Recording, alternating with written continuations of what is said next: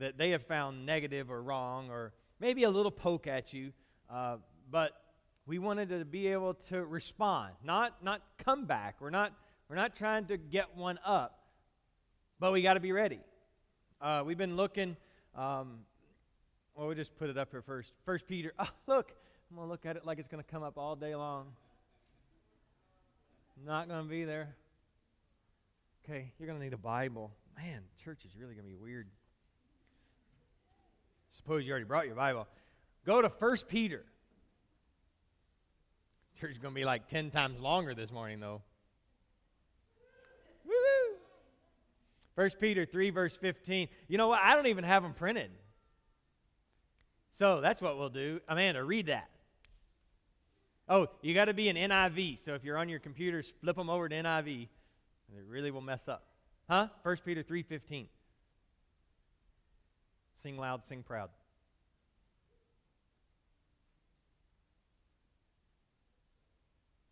Oh, really? Come on.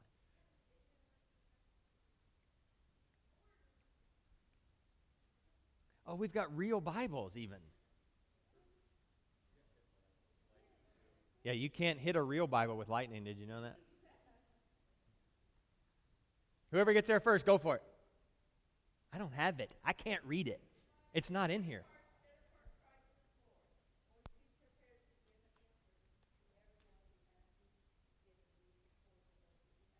There we go. There you go. 1 Peter tells us, be ready to give a defense. Some of your versions would have said defense. And the reason it says defense is because, anybody ever been to court? Look, everybody's like, okay, our court system came over from the Romans and the Greeks, and so we all these words are actually from them, our legal system words. The reason you give a defense, okay, let's say you go to court, and who goes first in the courtroom? Okay, you got prosecution and you got defense. Who goes first? Always the prosecution. Always the prosecution. Because they're trying to prove that you did something, and then you're going to prove why you didn't. You're going to give a defense. Okay, so that's the manner in which we're supposed to be living. You're supposed to be out living your life so that people will look at you and accuse you of being a Christian. Ever happened? Or do you pretty much skate under the radar?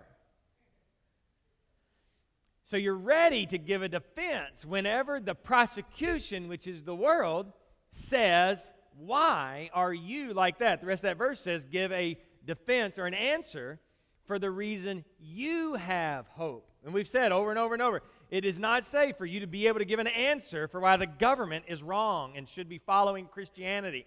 It doesn't tell you to be ready to give an answer as to why there's all this stuff wrong with the other Christians. And you don't have to give an answer for why the megachurch pastor ran off with his secretary. Or you don't have to give an answer for why church is in decline. You don't have to give an answer for what Revelation says.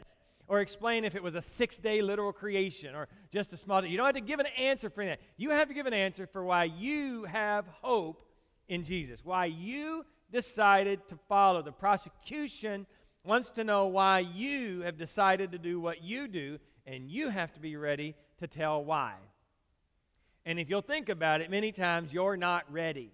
You know, we've said it was it'll be an in-law at a Thanksgiving dinner or something. They'll make a snide remark, about, oh yeah, you believe that whole Bible thing, right? Or you're at work and they invite a party's going on, and they'll look at you and they'll go, oh, but you probably can't come because you'll be at church, right? And then they just kind of move on. Wouldn't it be nice if they actually started a faith conversation? I mean, if they engaged you in a faith conversation, you could probably muddle through it, right? You'd probably be able to refer them to some things to read, or you'd invite them to a Bible study or to a dinner we have on Wednesday night. You'd be able to invite them to kids stuff, and it'd be really cool. But when they come at you with your faith, when they just make a small accusation, you have trouble because this verse hasn't applied to you yet. You haven't been ready with a defense for your faith. We're easy on the other stuff. We know how to defend the other stuff. We can talk a mile wide about what's wrong with everybody else and why this and why that, but it's hard for you and I to defend our faith. And that's what it says you've got to be ready to do, defend our faith. Today, the most difficult topic of all. And first, let me tell you who it's not for, you're probably not going to get it if this is you. If you're right smack dab in the middle of something bad going on in your life, if you have pain and suffering going, it's something really strong or something you're really bad. If you're struggling with it, it's not for you, okay? You're not going to get it. Let me refer you to a book, and then we're going to use that again in just a minute. If you're having trouble in your life and you can't understand why, what's going on, why maybe did God do this to me, there's a book called A Grace Disguised by Jerry Sittser, Sittser, A Grace Disguised. You should read it. And then you should keep it with you, because if not you, you'll have somebody come along in your life that you'll come encounter with, and they'll have a big problem that they're going through. You can hand them this book. Great book. Great Christian guy. Comes from a great angle. Grace Disguised. A Grace Disguised. You want to have that. But for the rest of us, today's sermon is for those who are being ready to prepare with a defense when this is the question. Well, if God is so good, why is there so much bad in the world? If God's so good, why is there so much suffering in the world? What's going on that you all serve a God and it just doesn't look very good? What's going on? So you got to be ready with a response to that type of question. This, you as a Christian, can't take you off guard. You have to be ready with that, because it needs to be portrayed that you understand the answer. And it's a hard answer, really hard answer. We're going to get it at the end. I hope you get it. But you've got to be ready. It should not look like it takes you by surprise when somebody says that. You can't just go,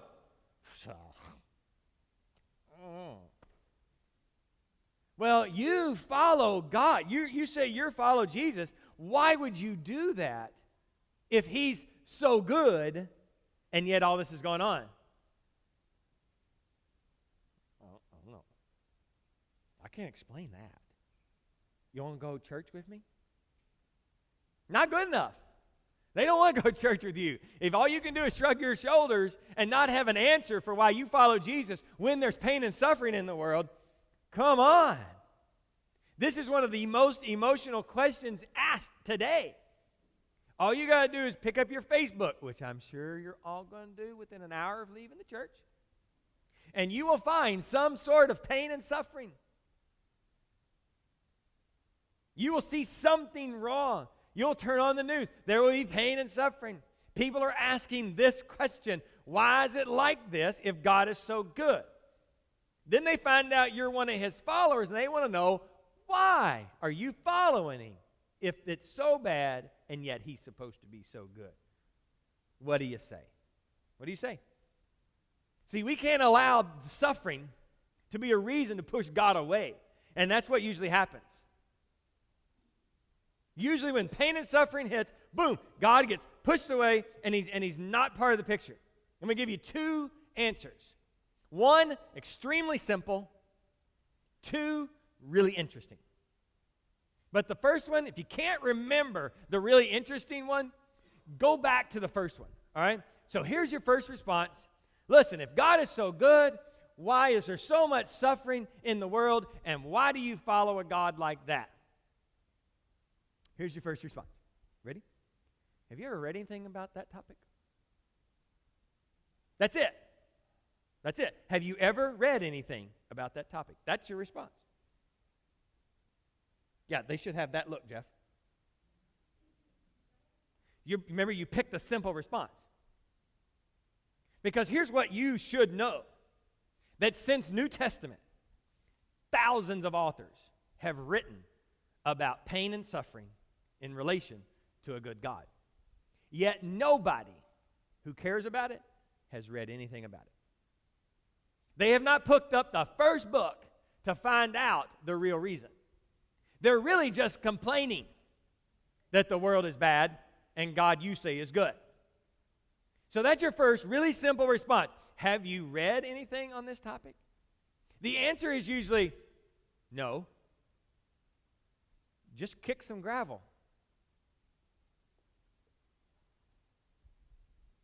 And if they ask, well, what should I read? What would you say? No, the secular world don't read the Bible. Come on, you don't even read the Bible. Come on, Lord. Here comes a feller up. Why is there so much pain and suffering in the world? You should read the Bible. Talk about putting somebody over the edge. That'll do it. They had nothing but pain and suffering from cover to maps. It's crazy. No, not the Bible. I just gave you this. You're not paying attention? What is it called? Hey, I think you ought to read A Grace Disguised. Okay, you just started a conversation. They're worried about something. You've given them something to go for. Conversation's getting ready to be over. Okay, you've given them something to go for, and they'll be like, oh. And then after that, you can say, okay, after you read that, we'll talk about it. We'll talk about pain and suffering and why God is so good. See, you didn't have to answer. You look like you knew what you were talking about. You don't even have to have read the book. You can just take my word for it. Okay? And you're out of it. You know, this is for the sissy Christian, okay? Yeah. Have you read anything about that? Here, you should read A Grace Disguised. If they say yes, awesome. Start the conversation. Because listen, if they've read about it and they're interested in it, you're on. I mean, it's on like Donkey Kong. You've got a wide open audience there. Because if they've read about pain and suffering and the goodness of God, kindred spirits have just come across. And you can talk about Jesus. Conversation good. All right, so that's the first one. Hope you don't have to really use that one, or hope you don't use that one as much. Here's the second one, because this one's really cool. And it's fun. This is why I said the sermon's not for you if you're really in the middle of it, okay? Because this is for the outskirts looking at pain and suffering from the outside. It's not going to make a lot of sense if you're right in the middle. Here you go. Here's your response. If you could, would you remove everything bad in the world right now? Hey, you're one of those Jesus followers, right? Uh-huh. Well, if there's so much pain and suffering in the world, why, or if God is so good, why is there so much pain and suffering in the world? Well, let me ask you a question. If you could, would you remove everything bad in the world right now? If you could push a button and everything bad in the world would disappear, would you push it? But wait a minute, wait. Before you push the button, let me ask you, have you ever done anything bad? Have your kids ever done anything bad? How about your mom and dad?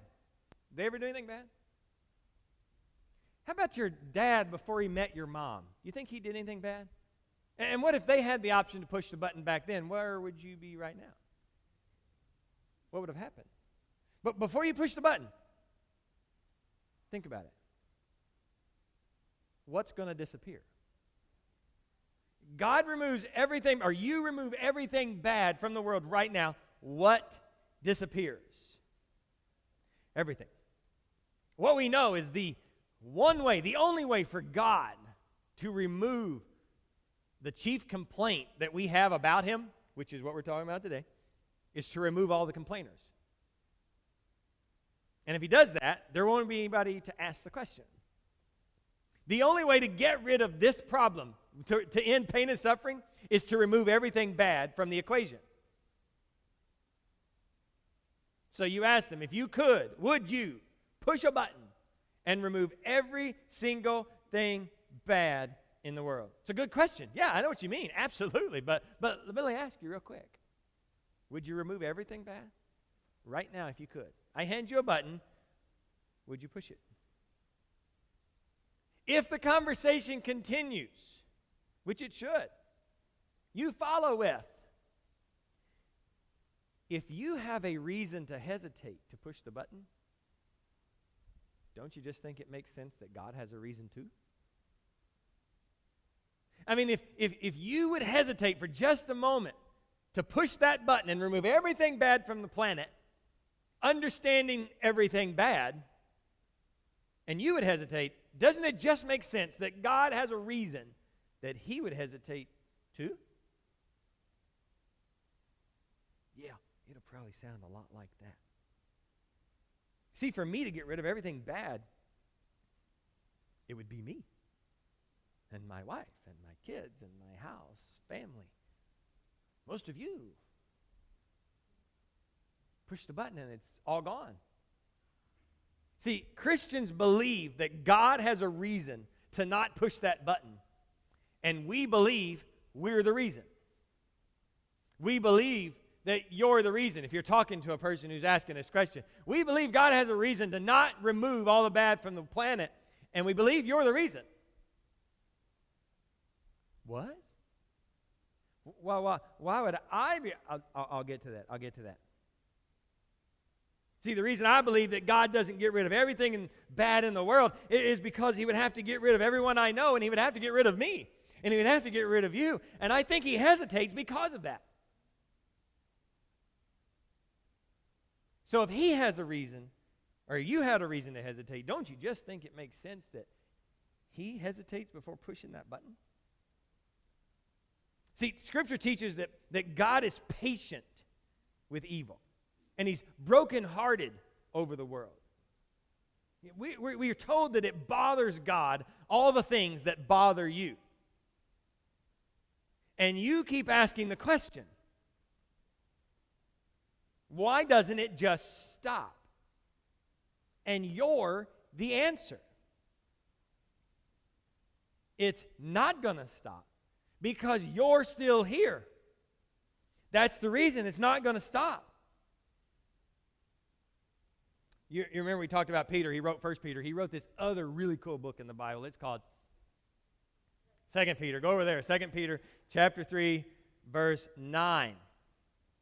Morgan, read it because I know you've got it right in front of you. Read loud.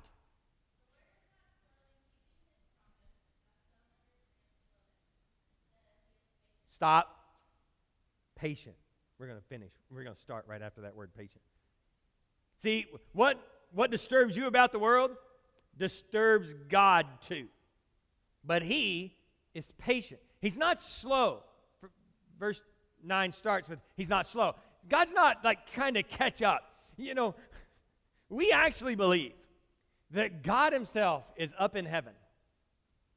But we don't think he looks down at something going on the planet and go, missed that one. Man, that's messed up. That was an evil I wasn't ready for. You know, those starving pygmies, I didn't know that was going to happen. You know, those kids without water that are dying every day, I really missed that one. Yeah, that guy with cancer over in Florida, I didn't see that was going to happen. That child who died at birth, I didn't see that. We understand that God knows all that's going on. He's just patient with it. He's not slow. We're not to be one. We're, as Christians, we're not wandering around going, God, you really need to fix this. I mean, this world is messed up. It's really uncomfortable for me to live here. Could you straighten it out for me? I mean, how many times this week have you said, I cannot believe that's going on? I cannot believe somebody would be that evil. Right? Yeah, you've said that. In reality, you're saying, I cannot believe God hasn't fixed that yet. Because that's bad. I mean, what I thought was bad's bad, but that's really bad. See, we believe God knows. We believe God experiences. We believe God came onto the planet and lived through everything you and I lived through. Every emotion you've got, he had. He didn't miss any. He understands them all. So when you're looking at your Facebook page, or you're looking at the USA Today, or you're looking at your newscast, and you're going, I cannot believe that's going on. It's the same thing God says. It breaks his heart too. The brokenheartedness is fine. It's normal. Don't try to get over that part. What I'm thinking you and I should probably get over is expecting God to fix it immediately and push a button and rid the planet of evil, because as soon as he pushes the button, you're gone. Not into the afterlife. I'm not talking about him coming back. I'm talking about rid the planet of evil, because that's what you're saying. Matter of fact, let's chase that rabbit a minute. It would be really nice if that's what we would say. Jesus, just come back. Come, Lord Jesus. Wouldn't that be a much better thing to say? That's not what you want. You want to live where you're at. You want to have what you've got. You want to do what you're doing. And you want God to fix the rest of the planet around you so that you're comfortable. Well, I can't believe he lets it go on. I can't believe that's going on. I can't believe we got to have wars. I can't believe we got to have that. What you're saying is, I wish my planet were better and I could still stay. Your prayer needs to be, come, Lord Jesus. Come. Because we know what's going to happen when he comes. I'm going to tell you, it's a teaching you may or may not have been taught in a while. You'd be saying, come, Lord Jesus, come more often. Because I'm not saying, and take me out of here. Get me on up to heaven. I don't want to have to endure this. That's not what I'm talking about. When we say, come, Lord Jesus, come, we believe something else. Hold that thought. We'll get back over. Okay, go ahead and finish. We believe Jesus hadn't done anything yet because he's patient. Finish that right after the word patient.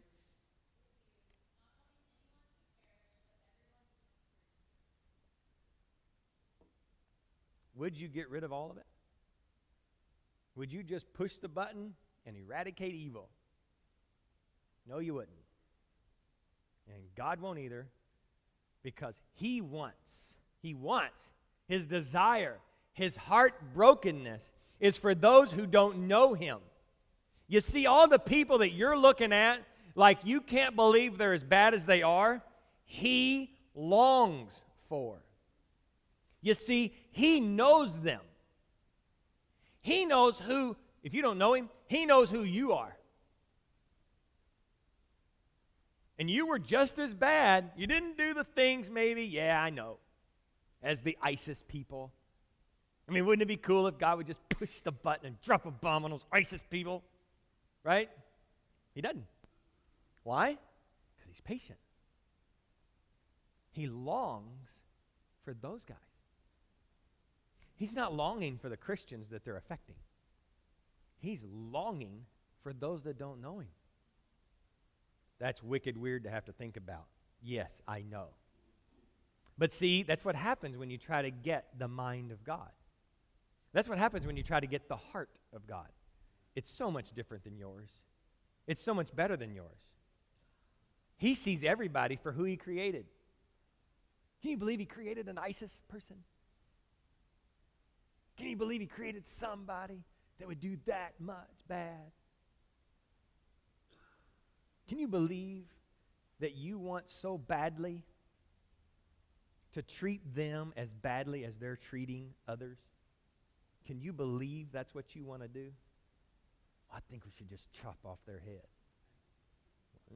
Get yourself an ISIS badge and knock yourself out. But the heart of God longs for those guys. He's patient. That's why he doesn't push the button. Because, listen, this complaining about evil in the world lends itself to a level of hypocrisy that I think you and I need to deal with. We need to analyze in our own hearts. We need to kind of look at it and understand when it comes. Here's an example. When you have a problem, I'm going to pray for you. Right? When I have a problem, I doubt God. You see, when you have a problem, or if somebody's on, we'll go back to Facebook. When somebody's on Facebook and they're telling you about their problem, I mean, you're even telling them you're going to pray for them on the comments. You're like, oh, sister, sorry that's happening to you. We're praying for you. I'm going to put you on our power line. We're going to do all that stuff. Yes, absolutely. You keep the faith, you know. And listen, God's not going to give you more than you can handle. Boom, next day turns around, something happens to you, and you're like, come on, God, why me? Well, I can't believe you'd let this happen to me. And then somebody posting your comments, don't worry, God will only give you what you can handle. And you read that and you're like, oh, shut up. It's hypocrisy. It's hypocrisy. That's what it is. That's this coming out of you. I only get upset over somebody else's problems when I'm close to them. When they really are close to me and I feel their lifestyle and I feel their pain, then it upsets me when they have problems. Other than that, I just want their problems to be dealt with. They need to understand that it's going to happen, and they need to know that they live in a fallen world. Yeah. That's hypocrisy. It's me wanting to get rid of all the evil that affects me, but if it affects you, I'm sorry. Hypocrisy. Here's what it all boils down to. Here's what we want. Can I read that? Tough. Get your glasses on. It says justice. We all want one of these. There's only one in the building, and it's mine. We all want a can of justice. When we see injustice, we want to spray it with justice and get rid of it. When we see kids getting treated badly, get rid of that. It's gone. When we see somebody getting mistreated, got rid of that. It's gone. When you're on Facebook or you're reading something, you're like, I cannot believe.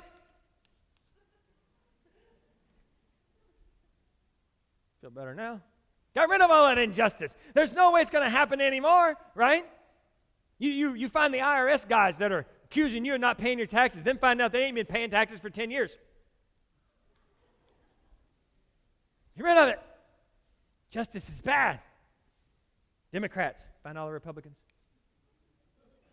Republicans, find all the Democrats. Why are y'all more Republicans than Democrats? Anywhere you see injustice, you want to have your can ready. A little holster. Injustice! Got it. That's what you want. That's what you want to be able to do. I want to get my justice can and I want to eradicate it. Man, justice smells good, doesn't it? You should be where I'm at because justice is good. What else? We want one of these. Good spray. That's good spray right there. You want to be able to have good in your hip pocket. And when you find bad, you want to be able to spray it with some good. You want to see people selling drugs to kids? Spray them. Whenever you see you see something going on around, you see somebody abusing another, boom. You hear about sex trafficking? I mean, you want to get rid of it all. I mean, you want to come at it with double barrels. There's stuff you want to have in your hands that you can spray on things and make it better. You want to aerosol goodness and justice around you. You want to rid the world of these things that you've noticed, that you want to see eradicated. Here's the key, though. I want to hold the cans, and you want to hold the cans. Here's what I never want to happen. I don't want you to hold the can. Because if I lend you my good can, you might spray me. You see, you want to hold your own can. You definitely don't want God to get a hold of these cans. Right? Yeah, how long would you last if God had these cans? How long would your kids last? How long would your family last? How long would you last if you gave your spouse one of these cans?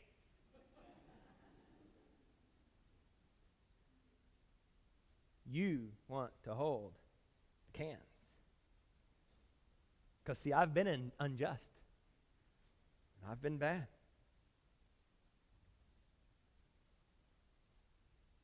Let me just ask you. Has anybody in the room ever done something unjust? Unjust. You've done it. This is where you would raise your hand if you're willing to admit it. A few of you. That was the easy one. Have any of you ever done anything bad?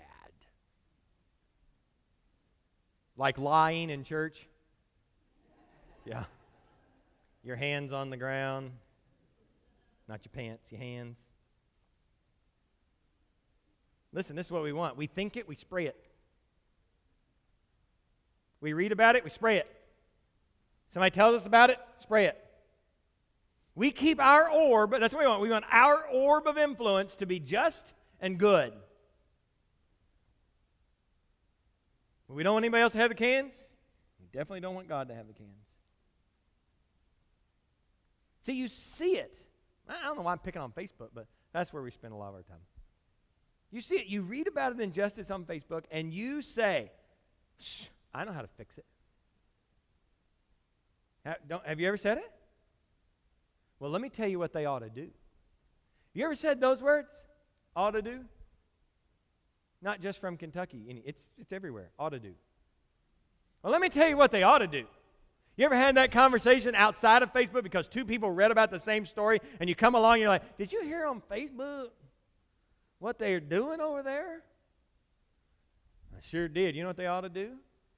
See, they have already figured out what can they're ready to spray on the situation to fix it. They've decided. And in the same breath, they're hoping you don't have a spray can in your pocket. Especially if they found out what you did last night or last week or thought or said. Because if they were to find out, they'd spray you in a heartbeat and you'd be gone. Where's this all come from? We want aerosol justice and aerosol goodness. Everything bad in the world because we don't want everything bad in the world. No, we don't want it all. Because that would start to get personal, and then you and I would be the ones first disappear. But this is universal, and it is everywhere, and it's in everyone. And this leads to two assumptions. Let me give you the two assumptions. The first assumption this leads to, when we're thinking about this, certain things ought not to be. There's our phrase again. I just asked you, have you ever said ought not? Certain things ought not to be. The reason you want these cans is that there are things in the world that ought not to be. Where does that come from? Because this assumption is what moved C.S. Lewis. Anybody know who C.S. Lewis is? The Mere Christianity guy? Yeah. It moved him. He was an atheist. It moved him from atheism to theism, not to Christianity, because he wasn't ready yet. But just this one assumption is that there are things that ought not to be, moved him from being, there is no way there's a God, to being, there's got to be something up there. And why? Here's what he explains. There was something in me that recognized that other people ought not do things. So I began to ask, where did ought come from? Where did ought not to come from? I deduced that if I made it up, then I have no right to hold someone else accountable to it.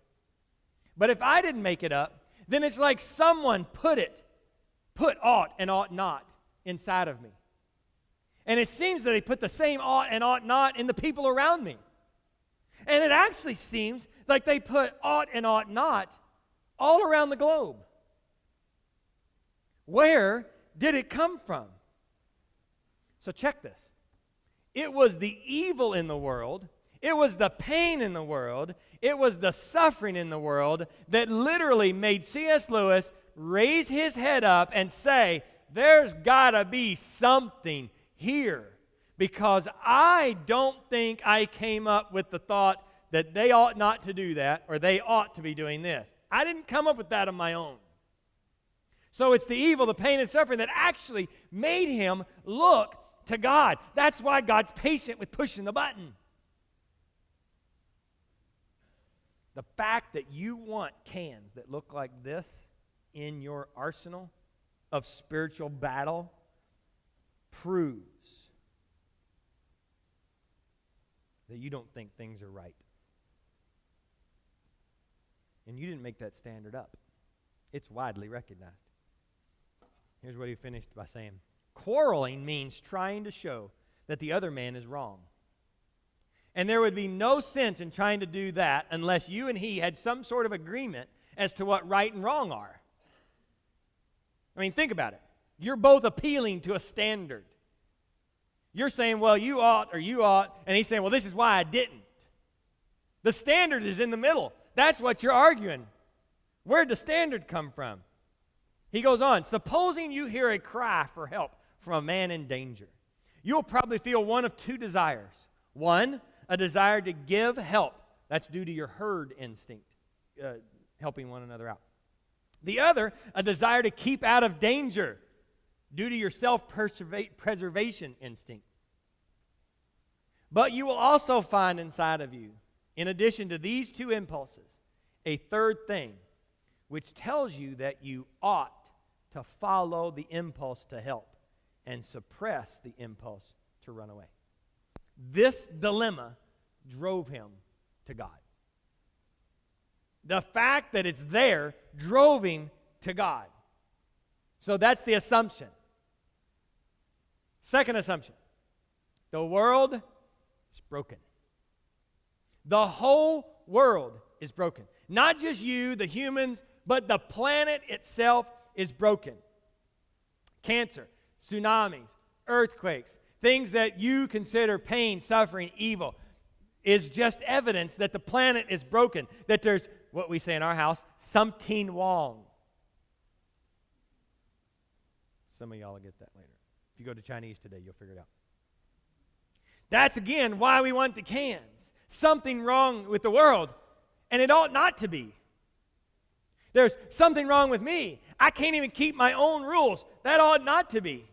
I mean, how many of y'all are glad that we have law enforcement people on our planet?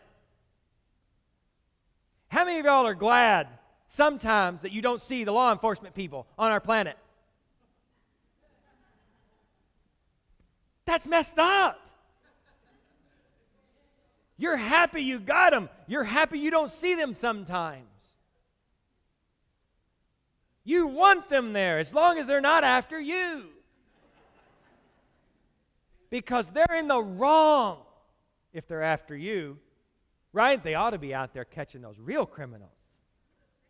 Right? Don't need to be catching a speed trap when I'm late for work. You need to be out there catching them drug dealers.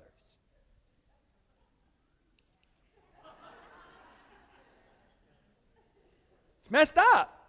It's messed up. I think my phone's ringing. Are you calling me? It's Paul Wilson. Here's what we know. And if you're a Christian, you need to remember this. The world is broken, and we have always believed that the current world is not the final version. Think about that.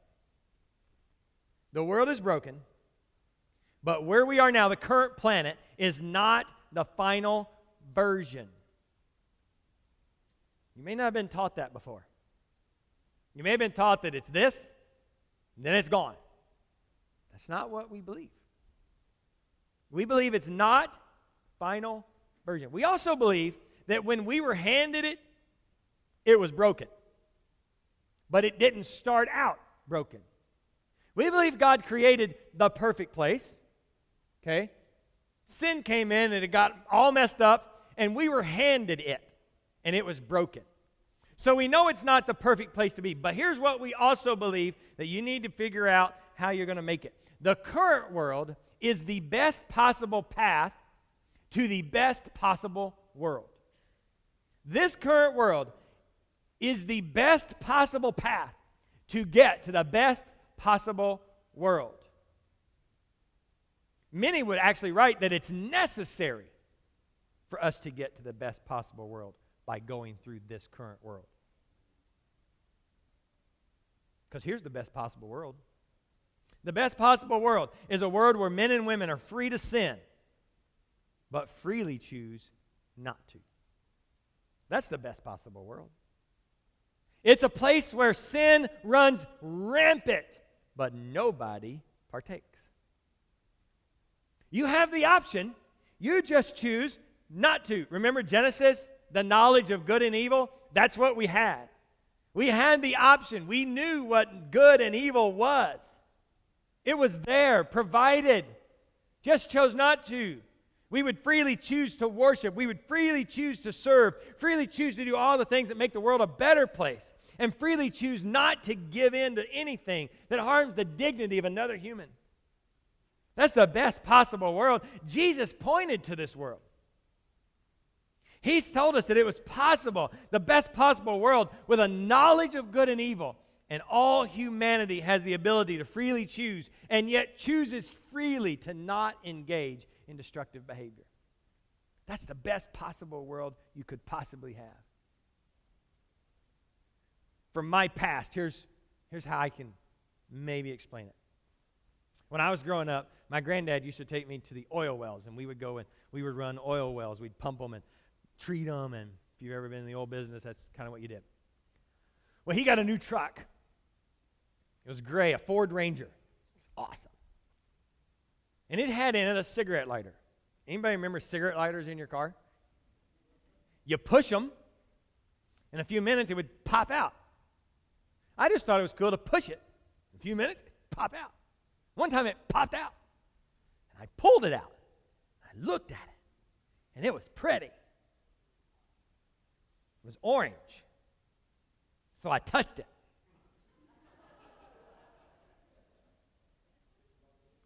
put it back in the dash, and screamed.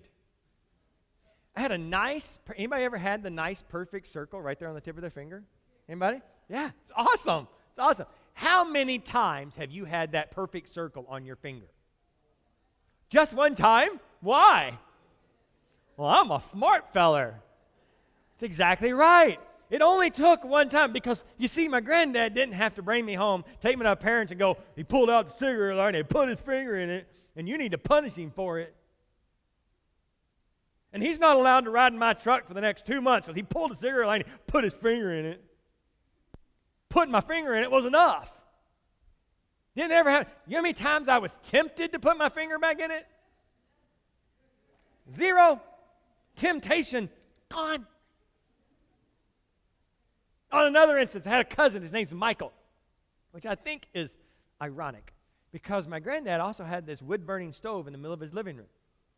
And it had a big M emblazoned on the front. Michael was about 3 years old. He wandered up to the stove. He saw that M. He said, "Pretty."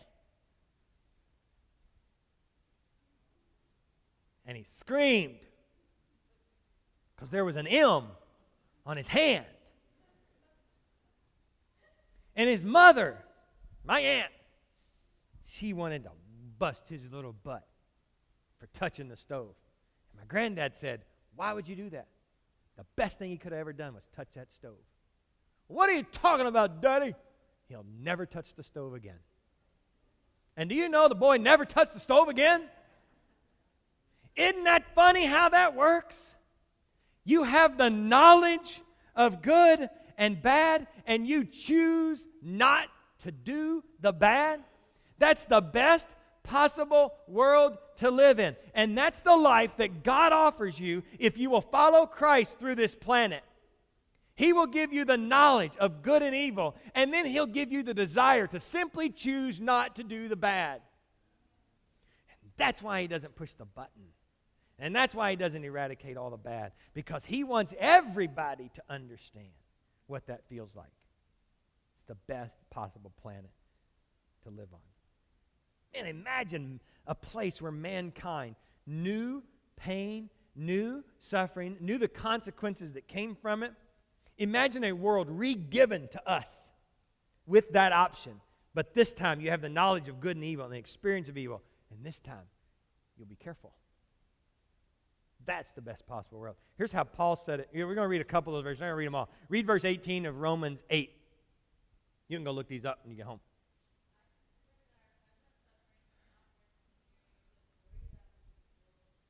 Hold it. See, Paul knew suffering.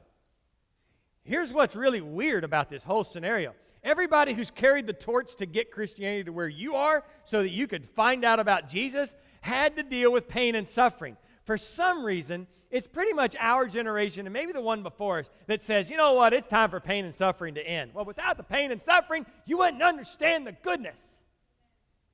Without the pain and suffering, these guys wouldn't have understood the goodness.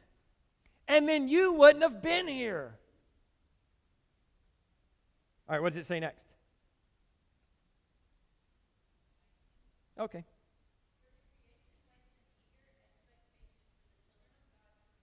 Hold it. The whole creation, that's everybody, waits in expectation. See, the whole creation understands. We're waiting. We're waiting for the glory of God to be revealed again. We're waiting for that best possible place to live. Keep going.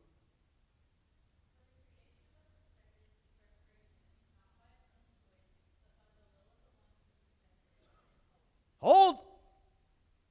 Not fair, but true. You live on this planet and there's pain and suffering. You have to deal with it. That's true. Not fair, but it's true. You see, you're paying for some sins that your parents did. You've probably at least paid for one somehow. It's not fair, but it's true. You're susceptible to particular illnesses just based on who gave birth to you. Not fair, but true. Because of the one who created it. We live here because of the choice of the ones who created it. Not fair, but true. Okay, finish. Go on, go through 21.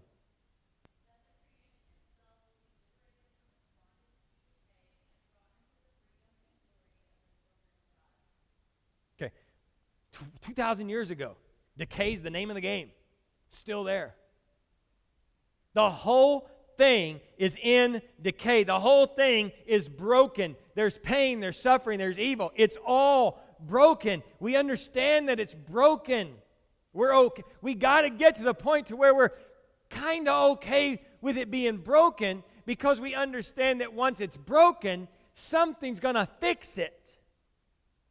And having hope that somebody's just going to come along and kind of spread out some goodness and some justice and make it kind of feel better is not good enough. It needs to be broken to the point that it yearns as a creation, that it yearns for the liberation that God promises.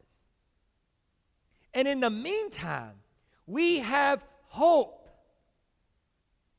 Why do you have hope in some guy when there's so much pain and suffering in the world? Because they're leftover remnant. You see, remember? Planet perfect. Planet sinned. Handed to us.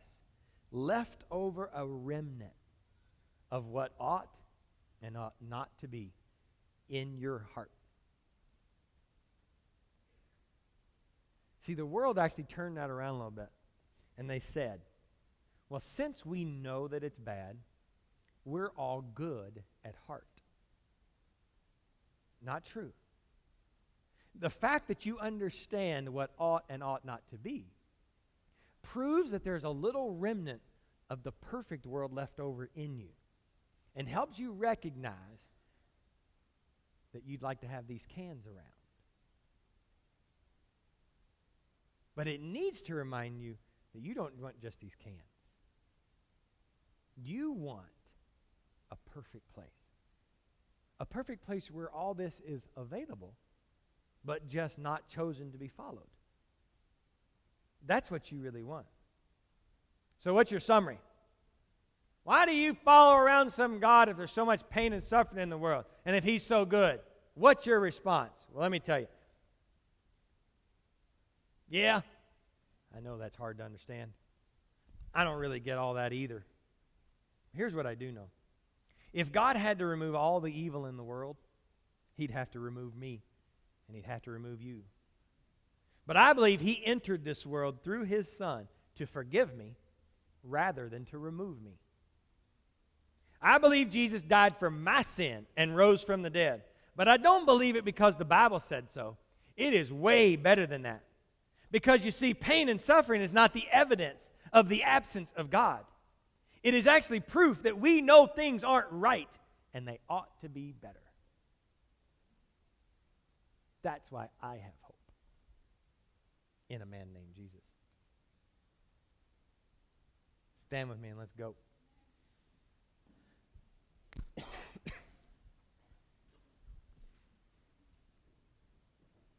See, I pray that you're going to be out there this next week and somebody's going to ask you. I hope you're out there and you're engaged so much that somebody's going to recognize all the evil in the world and they want you to have the answer. Not for all the evil in the world, but why you would even mess with this because there's so much evil in the world. I hope I've given you enough to go study, go read, go figure out your own answer. If you don't like mine, figure out your own answer. But as Peter says, you better be ready to give an answer for why you're following this man Jesus. Tonight we go to Health Park 545. Scott and Richard are leading the charge over there. If you want to follow along, just meet here at the church. Sounds good. Leave here at 5:45 and go over. We just have music and Bible reading with those folks. Have just church service, or you can visit in the rooms for those who can't leave their rooms. Just a great witness to go and bring Jesus to those who can't come to a place like this and enjoy a good service, right? Okay, it's cloudy, but not inside your heart. Come on, be Jeezy's. Then we invite you to come Wednesday night for family fellowship meal. It's 5:30 Wednesday night in the back building, the big white one back there. And then we have Bible study at 6:15 right after that. So come along, fellowship. Everything that's going on in the bulletin while you're in town, I want you to be a part of, because while you're here, you're family. Good stuff? Welcome to Beach Baptist. Welcome to Fort Myers Beach. Randy, would you dismiss us? Pray loud, pray proud, or poke Lisa, whatever.